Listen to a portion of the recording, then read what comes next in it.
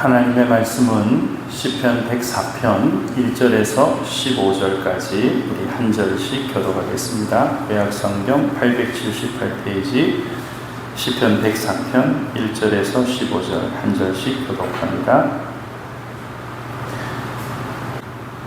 여러분, 시편은 모두 몇 편으로 이루어져 있죠? 1편부터 150편까지, 그죠? 시편은 모두 150편인데 거의 대부분의 시들을 보면 그 시 앞에 표제라고도 하기도 하고 제목이라고 하기도 하는 것들이 이렇게 기록이 되어져 있어요. 그래서 우리가 지난주에 살펴봤던 103편에 보면은 다윗의 시라고 되어져 있고요. 102편에 보면 고난당한 자가 마음이 상하여 그의 근심을 여호와 앞에 토로하는 기도라고 하는 그런 제목이 붙어 있고요. 또 100편에는 보면 감사의 시 이렇게 되어져 있어요. 또 57편에는 보면 다윗의 믹담시 인도자를 따라 알다셋에 맞춘 노래, 다윗이 사울을 피하여 굴에 있던 때에, 이런 아주 구체적인 제목들이 붙어 있어요. 그래서 이 제목들을 보게 되면 이 시는 누가 지었구나 라고 하는 것을 알 수 있고, 또 여러분 이 시의 배경은 이렇다라고 하는 것을 알 수도 있고요.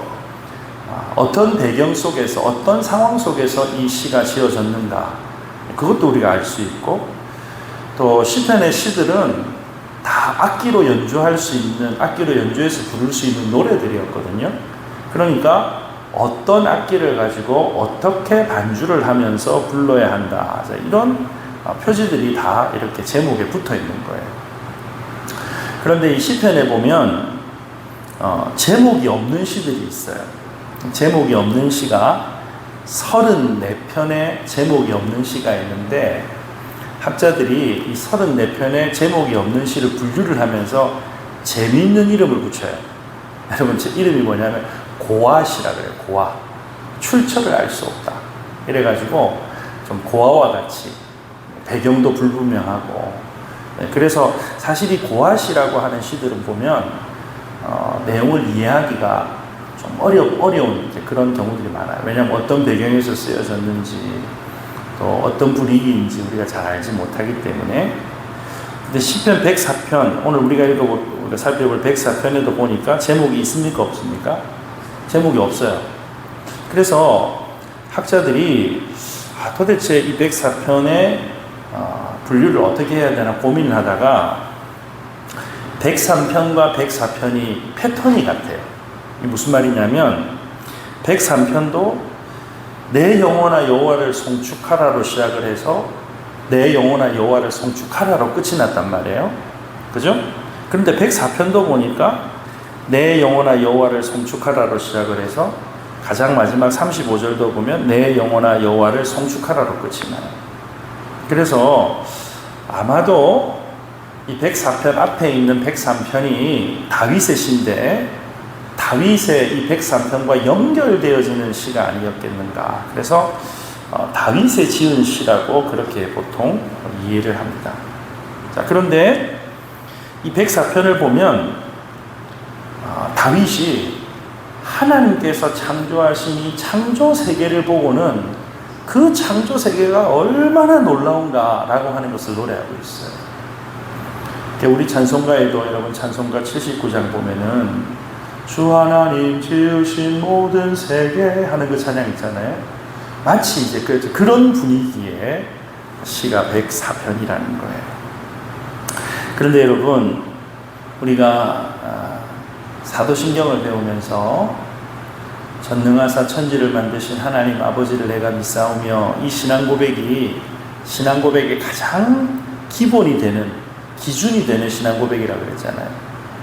하나님께서 천지를 만드셨다라고 하는 것은 주권이 누구에게 있다는 얘기라고 그랬어요? 하나님께 주권이 있습니다.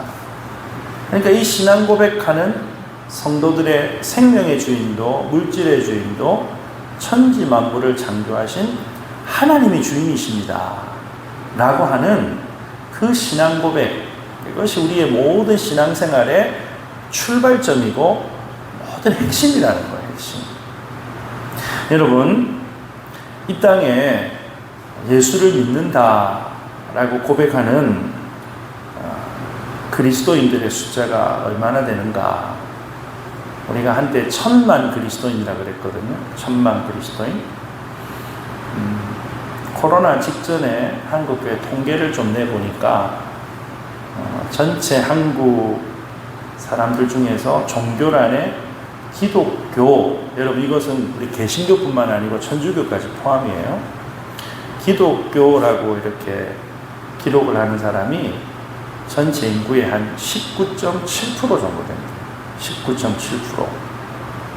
자, 그런데 와, 19.7%면 굉장히 높구나라고 생각하실 수 있는데요. 코로나 지나고 나서 다시 한번 조사를 했는데 17%대까지 떨어진다 그러거든요. 지금 좀 많이 떨어졌어요. 자, 어쨌든 상당히 전체 인구의 비중으로 하면 다른 나라들의 종교 통계를 비교를 해보면 우리나라는 자기 스스로 기독교인입니다 라고 이야기하는 사람들의 비중이 그래도 우리나라는 다른 나라에 비해서 높은 편이에요. 일본은 2%가 안 되거든요. 그죠? 그러니까 근데 문제는 뭐냐면 여러분, 우리 몸 안에 있잖아요. 우리 몸 안에 여러 가지 이런 성분들이 있는데 몸 안에 건강한 사람은 염분이 몇 프로 정도 있을까요? 우리 몸 안에 염분이 몇 프로 있을까요? 여러분, 우리 몸 안에 염분이 0.8에서 0.9%예요.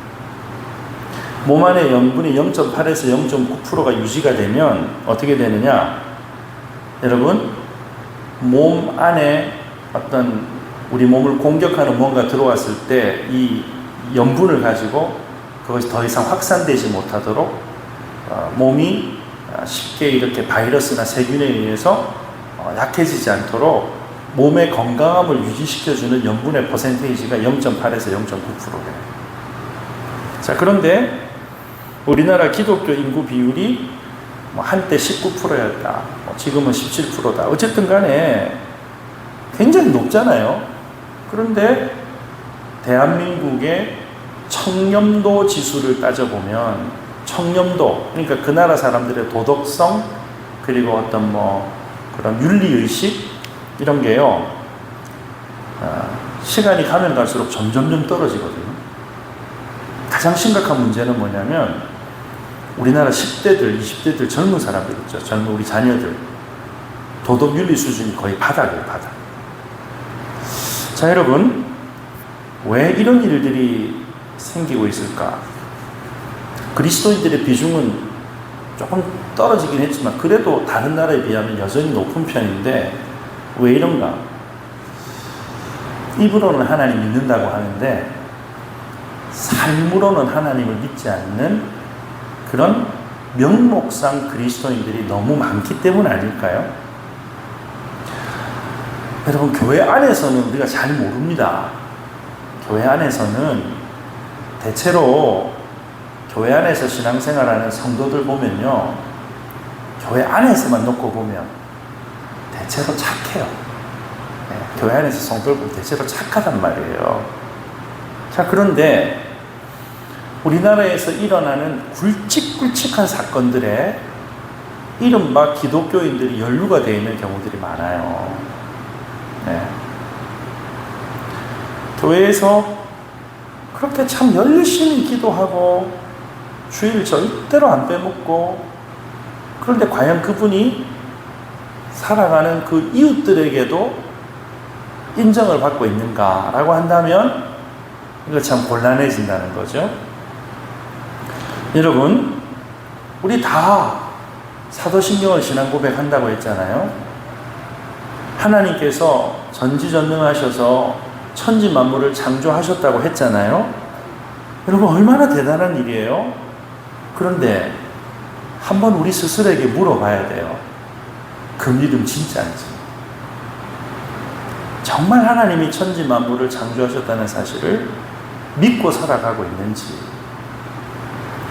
시편 104편은 2절부터 시작해서 33절까지요, 천하 만물을 창조하신 하나님을 얼마나 아름답게 노래하고 있는지 몰라요.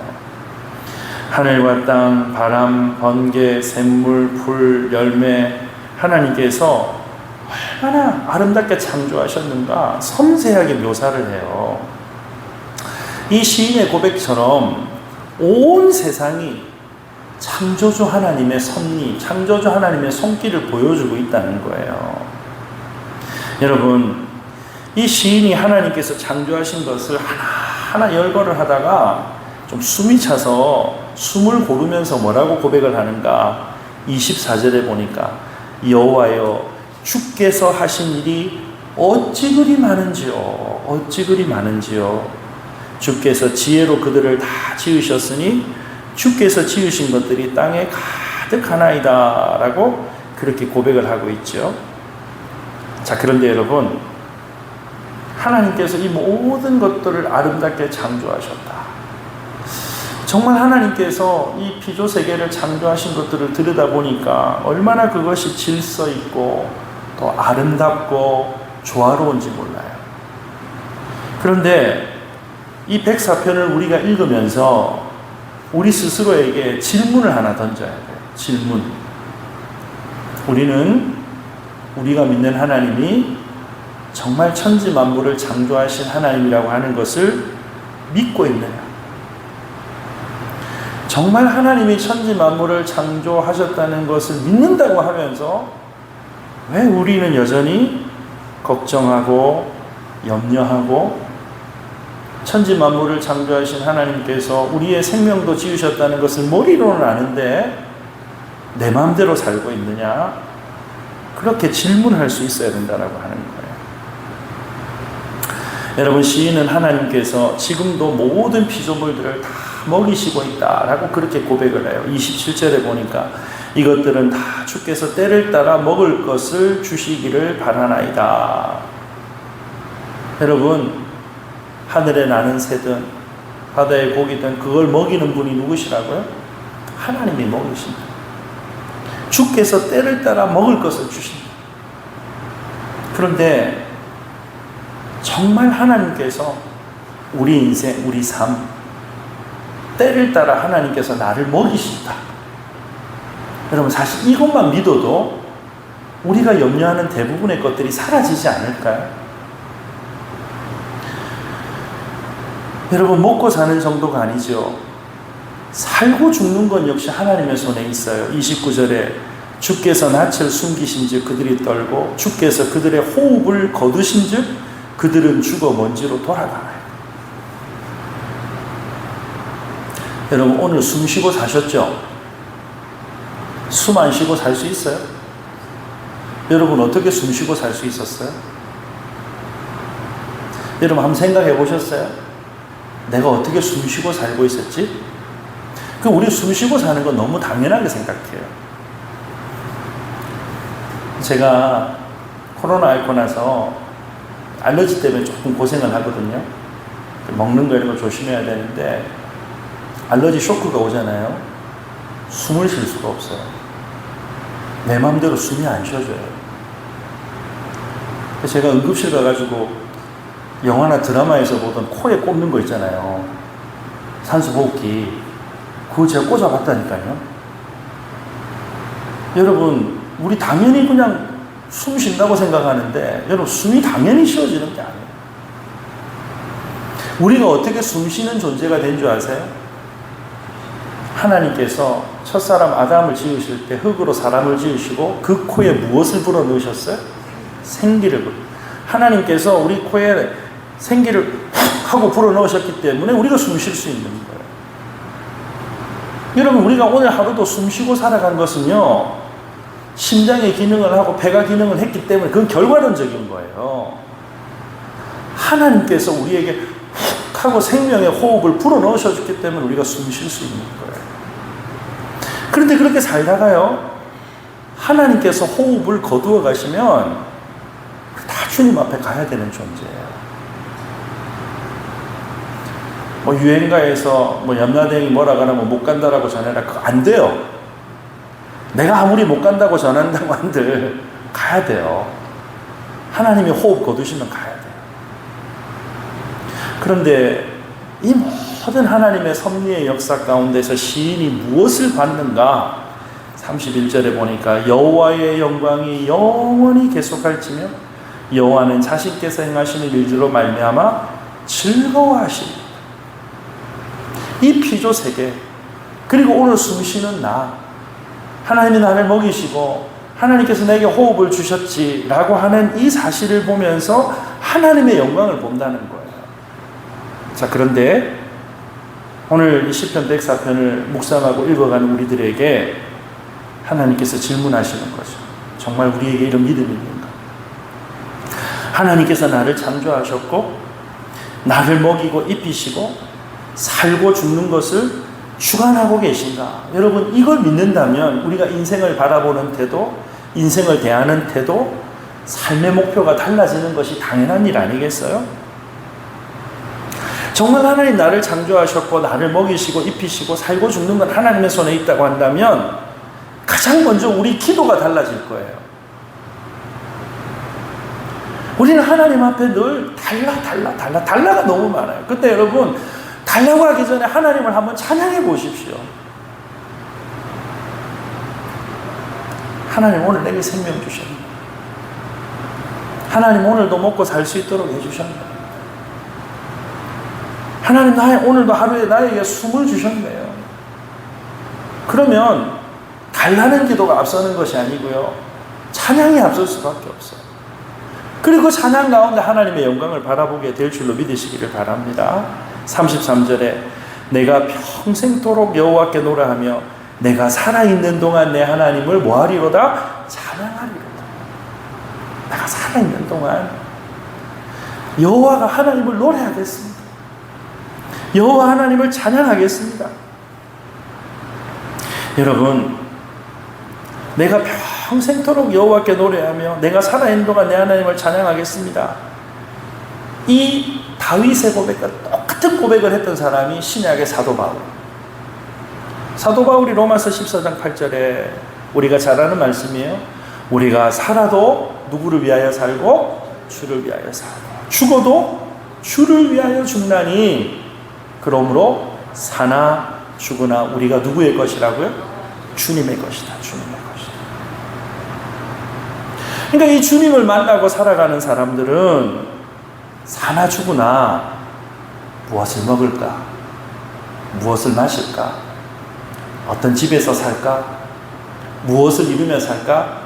이게 삶의 우선순위가 아니고요, 예수님이 삶의 우선순위가 될 줄로 믿으시기를 바랍니다. 그러니 여러분, 우리가 예수를 믿고 이 신앙 고백으로 살아가는 사람들은요, 지금 죽어도 괜찮아요. 후회할 게 없어요. 왜? 주님 나에게 충분히 주셨기 때문에. 그리고 어떻게 하면 남은 인생, 남은 생명 사나 죽으나 주님 위하여 살까? 이런 은혜를 깨닫고 살아가면요, 자꾸 드리고 싶어요. 드리고 싶어요. 여러분, 남은 인생 붙들고 움켜쥐고 아둥바둥 살기를 원하십니까? 아니면 날마다 사나 죽으나 주의 것 되게 하신 것 감사합니다. 오늘도 천지만물 창조하신 하나님께서 나를 붙들어 주시니 감사합니다. 그래서 더 드리고 싶은 그런 삶을 살기를 원하십니다. 여러분, 이 말을 오해하면 안 됩니다. 예수 믿는 사람이 먹고 살 거 위해서 기도하면 안 된다, 이거 아니에요. 이거 아니에요. 그거 우리가 먹고 사는 거 하나님 앞에 기도할 수 있어요. 여러분, 우리 아이들이요, 나이가 30 넘었는데 부모한테 요구하는 게 있어요, 없어요? 아쉬우면 엄마 아빠한테 요구한단 말이에요. 엄마 아버지한테 요구한단 말이에요. 돈 좀 모아놓은 거 없냐고. 야, 이놈 시키도 내가 너 키운다고 모아놓은 거 있냐 그러면은 뭘 해준 게 있다고 돈 안 모은 거 뭐 했냐고 자꾸 달라 그러잖아요. 아마 엄마가 어딘가 뭉쳐놓은 게 있을 거다 그러면서, 그죠?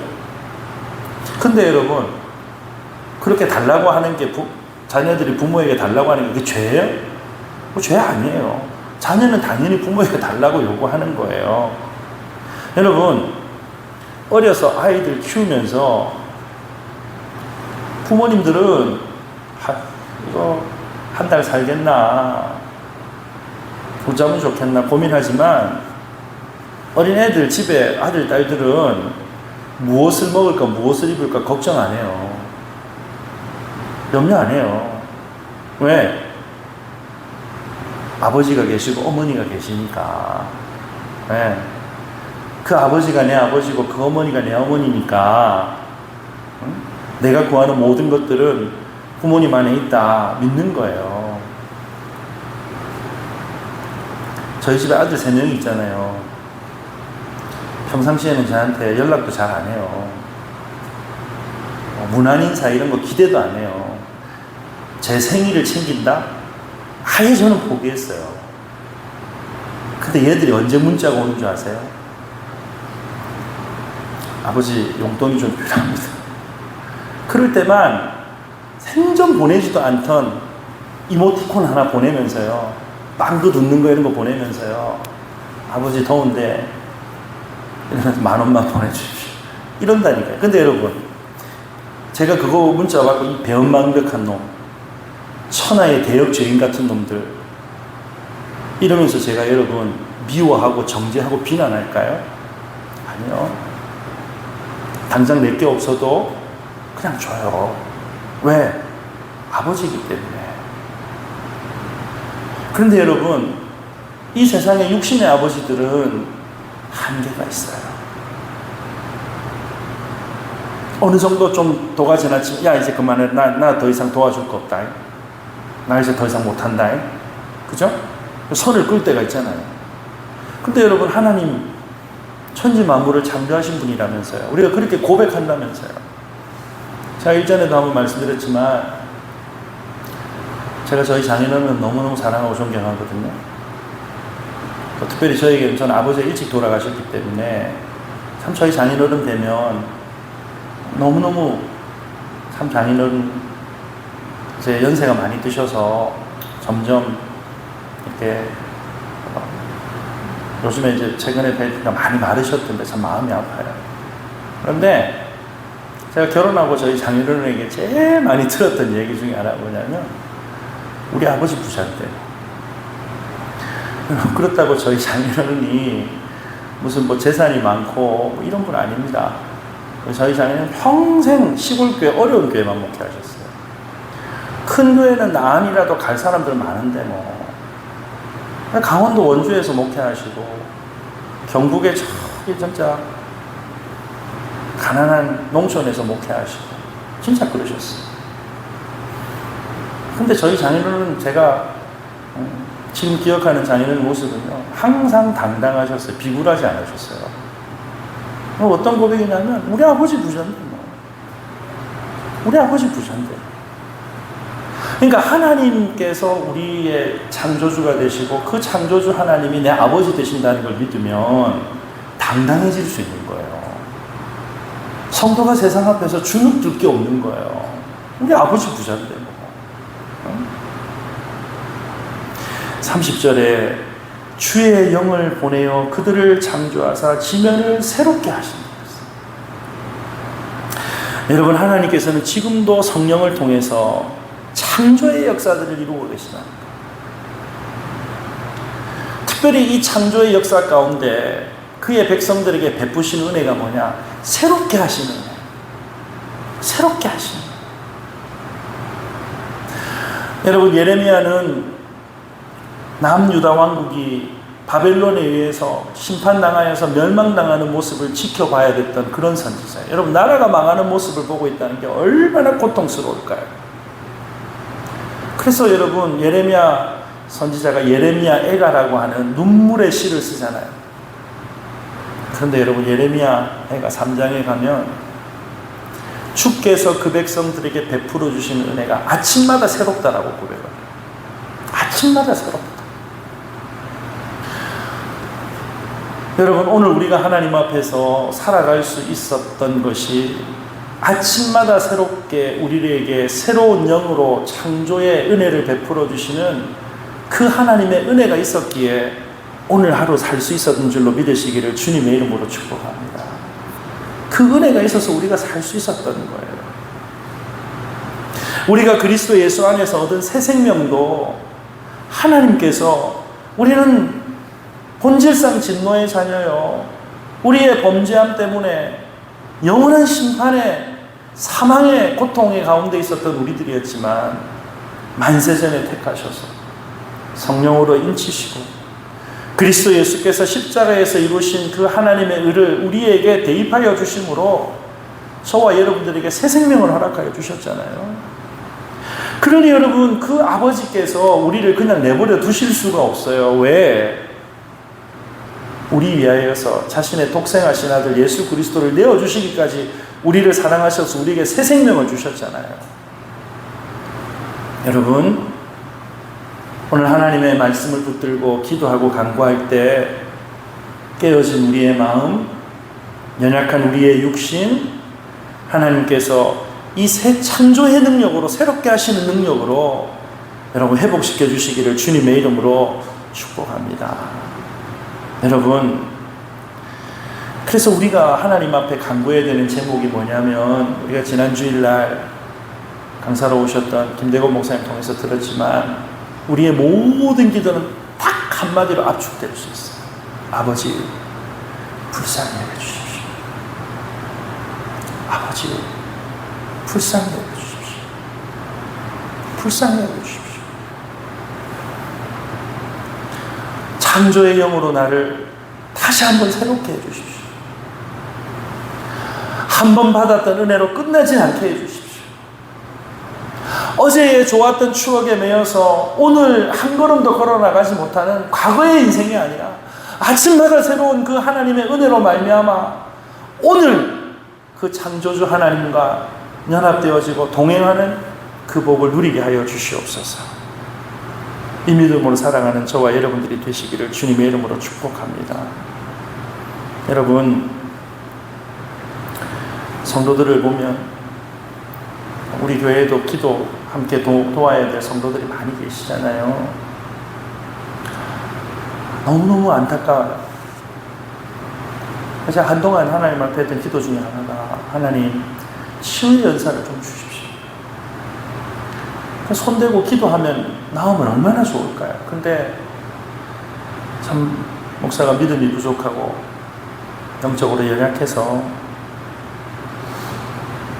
그냥 새벽에 이름 불러가며 기도할 수밖에 없다는 것이 참 소극적이고 참 그게 너무너무 마음으로 안타까웠어요. 그런데 생각이 바뀌었어요. 그래, 하나님이 하셔야지. 하나님이 도와주셔야지. 하나님께서 붙들어 주셔야지. 여러분, 욥의 인생을 통해서 우리가 내릴 수 있는 결론이 있어요. 여러분, 인생에 욥만큼 큰 고난을 당한 사람이 어디 있겠어요? 그런데 욥이 그 인생의 문제가 어떻게 해결되죠? 그렇게 친했던 친구들이 답이 아니었어요. 사람이 답이 아니었어요. 여러분, 욥이요, 자신이 이해되지 않는 이 인생의 고난 앞에서 하나님 앞에 자기 의를 드러내기도 하고 친구들과 정말 엄청난 논쟁을 하잖아요. 그런데 하나님께서 욥을 찾아오셔가지고 욥기 후반부에 보면 욥의 당하는 고난의 이유를 설명하지 않아요. 하나님께서 욥을 만나실 때 어떤 하나님으로 만나주시냐면, 놀랍게도 그 하나님은 창조주 하나님이라는 사실로 욥을 만나주세요. 이 땅에 기초가 놓일 때 네가 그거 봤냐? 그러니까 철저하게 욥이 피조물에 지나지 않는다는 사실을 하나님께서 깨닫게 하시거든요.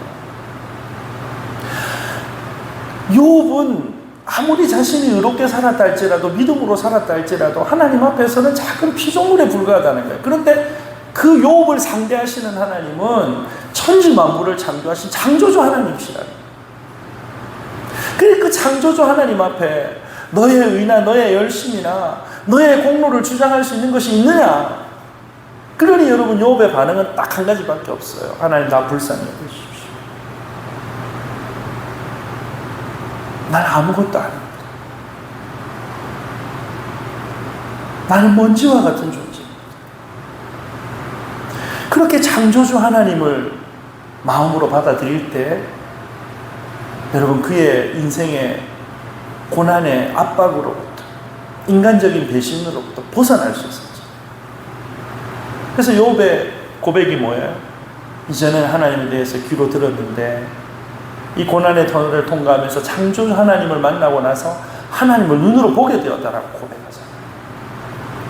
여러분 매일매일 우리의 눈으로 하나님의 영광을 바라보고 그 하나님이 오늘도 살아계십니다. 그 하나님이 오늘도 나를 먹이십니다. 그 하나님이 오늘도 나를 붙들어 주시는구나. 여러분 하나님의 영광을 구하는 저와 여러분들이 되시기를 주님의 이름으로 축복합니다. 고린도전서 10장 31절에 그런즉 너희가 먹든지 마시든지 무엇을 하든지 다 하나님의 영광을 위해서 하라. 여러분 우리의 믿음의 목표가 하나님의 영광으로 집중되어지기를 주님의 이름으로 축복합니다. 여러분 이 은혜를 받고 나면 이 은혜를 누리게 되면요 돈에서 마음이 떠나가요. 돈으로부터 자유로워져요. 사람들의 평가로부터 자유로워져요. 자존감이 회복되어집니다. 그냥 내 꼬라지 보고 그냥 늘 신세한탄하는 것이 아니라 하나님께 소망을 두고 살아갈 수 있는 것, 당당할 수 있는 것. 창조주 하나님, 우리 아버지 되심을 알고 그 하나님을 늘 찬양하면서 우리의 영육 간의 회복과 존재의 근원으로부터 새로워지는 놀라운 복을 누리는 저와 여러분들이 다 되시기를 주님의 이름으로 축복합니다. 여러분 찬송가 478장에 보면 참 아름다워라 주님의 세계는 찬양이 있잖아요. 거기 2절에 보니까 참 아름다워라 주님의 세계는 저 아침 해와 저녁 놀 밤하늘 빛난 별 망망한 바다와 그 늘 푸른 봉우리 하고 나서 뒤에 다 주 하나님의 영광을 잘 드러냅니다. 여러분 하나님께서 창조하신 피조물들은요 그냥 가만히 내버려둬도 하나님의 영광을 잘 드러내요. 근데 유일하게 가만히 내버려두면 하나님의 영광을 드러내지 않고 자기 영광을 드러내고 자기의 이름을 높이려고 하는 것이 범죄 아닌가요? 그런데 우리를 거듭나게 하시고 새롭게 하신 그리스도 예수의 구속의 은혜로 말미암아 변화의 새로운 피조물이 되면 하나님께서 처음 이 세상을 창조하실 때 모든 피조물들의 목적이 하나님의 영광을 드러내는 것처럼 그 거듭난 인생의 목적은 딱 하나로 고착되게 돼 있어요. 하나님의 영광. 살아도 죽어도 먹든지 마시든지. 여러분 다 주 하나님의 영광을 잘 드러내도다. 하나님의 영광을 우리의 삶을 통해서 일평생 드러내는 복된 저와 여러분들이 다 되시기를 주님의 이름으로 축복합니다. 여러분 하나님은 째째하신 하나님이 아니십니다. 제일 좋은 것을 풍족하게 주십니다. 적당한 우리에게 있어서 가장 좋은 것을 주신 하나님이십니다. 하나님께서 피조물들에게 다 거할 것을 주셨잖아요. 공중의 새들을 샘과 나무에 깃들이게 하시고 그 사이에서 지저귀게 하신다. 여러분 우리가 주거 환경 좋은 곳 살려고 얼마나 애를 많이 써요. 그런데 하나님께서 그의 피조물들에게 주시는 주거 환경보다 더 좋은 환경은 인간이 만들 수 없어요. 그런데 우리의 삶의 자리가 어떠하든지 간에 하나님의 백성들이 누릴 수 있는 최고의 주거 환경이 있습니다. 그게 어딘 줄 아세요? 하나님 앞이에요. 하나님 앞에 나오는 거예요. 예배의 자리에 나오는 거예요. 기도의 자리에 나오는 거예요. 그러면 우리의 삶에 어떤 고통이 있고 아픔이 있고 눈물이 있다 할지라도 우리와 함께 하시는 그 하나님의 영광을 바라보면서 하나님께서 우리의 영으로 새롭게 하시는 새 창조의 능력으로 말미암아 영혼의 만족과 기쁨과 하늘의 평화를 누리게 될 줄로 믿으시기를 주님의 이름으로 축복합니다. 그리스도 예수 안에서 우리에게 베풀어 주신 이 풍성한 사랑과 은혜를 다시 한번 회복하는 저와 여러분들이 되시기를 바랍니다. 그래서 일평생 하나님의 영광 위하여 살게 하여 주옵소서. 오늘도 하나님의 영광의 그 권능 아래 주 앞에 머무르는 인생, 그래서 주와 동행하는 하늘의 복을 증거하는 복된 삶이 되게 해달라고 기도하고 헌신하는 저와 여러분들이 다 되시기를 주님의 이름으로 축복합니다.